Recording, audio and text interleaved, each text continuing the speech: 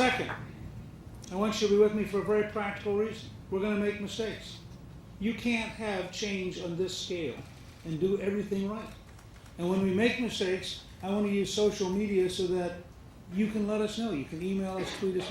We're going to build mechanisms so 305 million Americans become partners in creating a new, better, more dynamic, more prosperous America.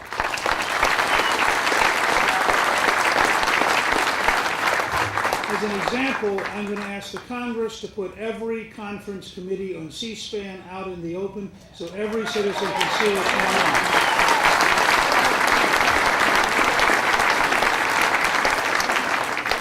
Finally, I want you to be with me for a reason that I think will really resonate in Staten Island.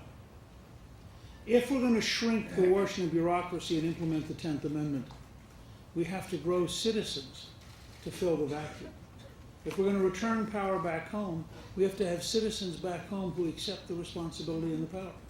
And so this only works with a citizen movement. This doesn't work just with a normal campaign. Now, as you can see, I'm outlining very large, bold ideas.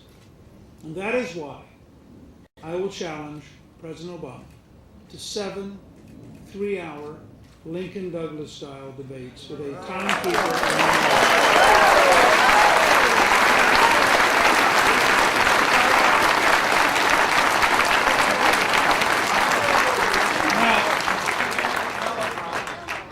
Let's be fair. If he wants a teleprompter, he gets a teleprompter. Now, let me put it to you all now. Be honest.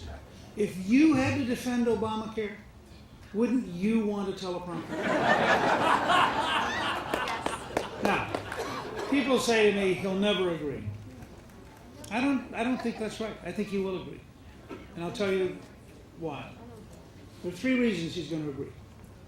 The first is he announced for president in February of 2007 in Springfield, Illinois, quoting Lincoln.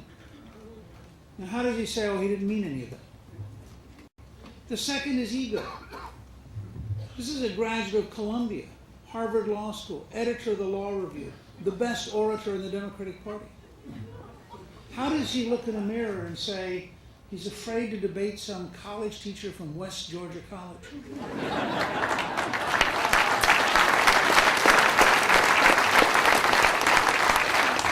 But the third reason is historic. As many of you know, I've studied history, and unlike the president, I've studied American history.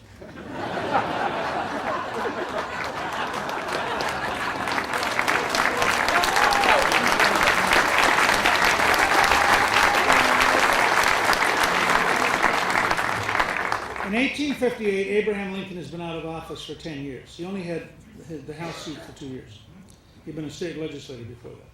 For 10 years, he'd been in private practice. He was running against the best-known Democratic senator, a man people thought was going to be president of the United States in 1860. When he announces, Lincoln says, there are 105 days left. Why don't we debate every day? And Douglas says, I don't think so. So Lincoln adopts a policy. Wherever Douglas goes, Lincoln shows up the next day and answers him. And in about 3 weeks' time, Douglas figures out the newspaper coverage is consistently Lincoln's answer to Douglas. And so he sends him a letter and says, all right, I'll agree to the debates. There were 9 congressional districts back then. He says, we've already followed me in 2 of them.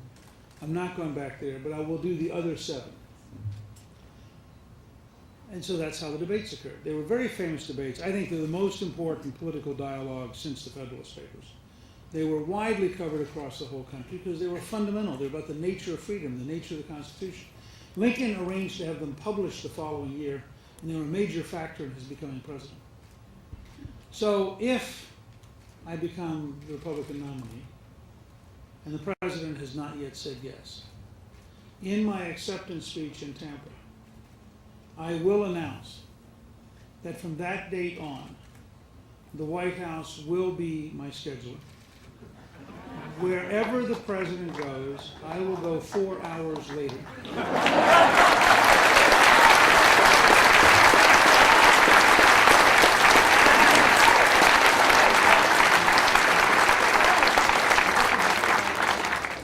to do all that, I have to be your nominee.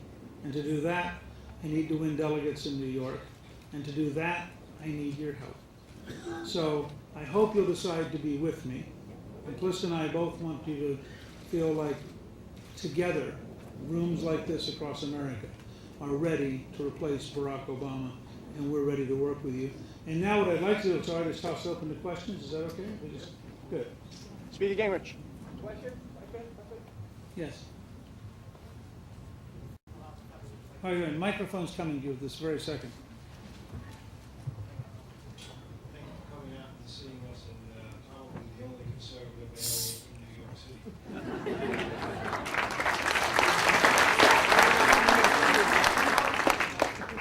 name is Ben Shulman. I live right across Could the you speak louder or Louder. New Jersey.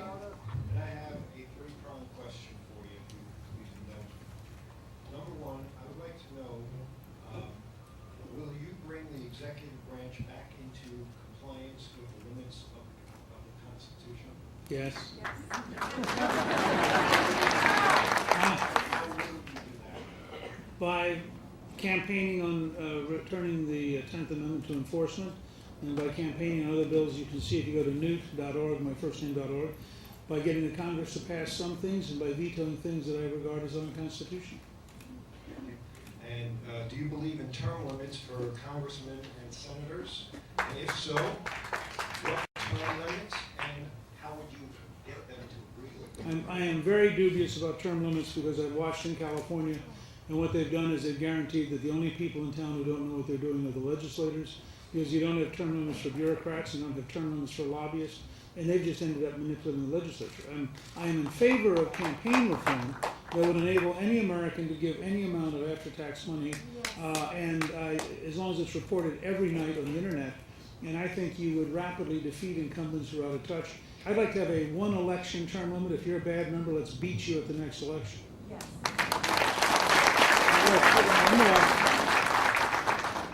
And thirdly, do you think that the Supreme Court justices should have term limits, and if so, how long?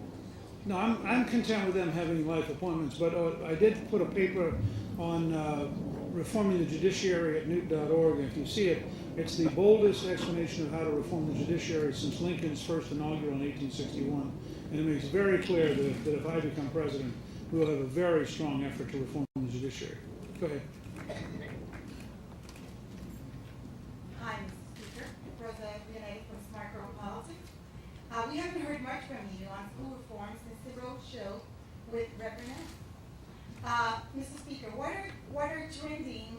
We are trending towards the nationalization of our curriculum within the public schools. The Common Core learning standards being an example of it. What are your thoughts on this initiative and the one-size-fits-all educational philosophy? What are your thoughts overall on school reform? That's a very good question, educational reform. And let me say that we had a very interesting dialogue here in New York City that I think is on our website or linked to on our website at newt.org. It was hosted by Paul Gigot and Joel Klein. Paul Gigot is the editor of the Wall Street Journal, and Joel Klein is the former chancellor. And we spent about 35 minutes talking about very large-scale change. Let me give you an example of where I'm coming from. We were doing a book signing in Naples, Florida last Saturday, and about 900 people showed up. And about halfway through it, this young lady, 8.5 years old, named Katrina, walks up, and she doesn't have a book, but she has 3 questions that she's written out. And so she asked me all 3. And one was, how many presidents did I know and which one did I like most? One was, had I ever had Godfather's Pizza? And one was, what kind of a pet would we have if we got to the White House? So it was very cute, and she was very serious, and she was a young lady. She wasn't there as a child. And turns out her mother's a reporter. She got up that morning and she said, go look up Newt on Google and learn these things. And then, she originally wrote out 12 questions, and Mom talked her down to 3. And so I think we can get. It was doubly fascinating because a couple people were here covering me were there that day. The press, which was frankly bored watching Calista and me sign books.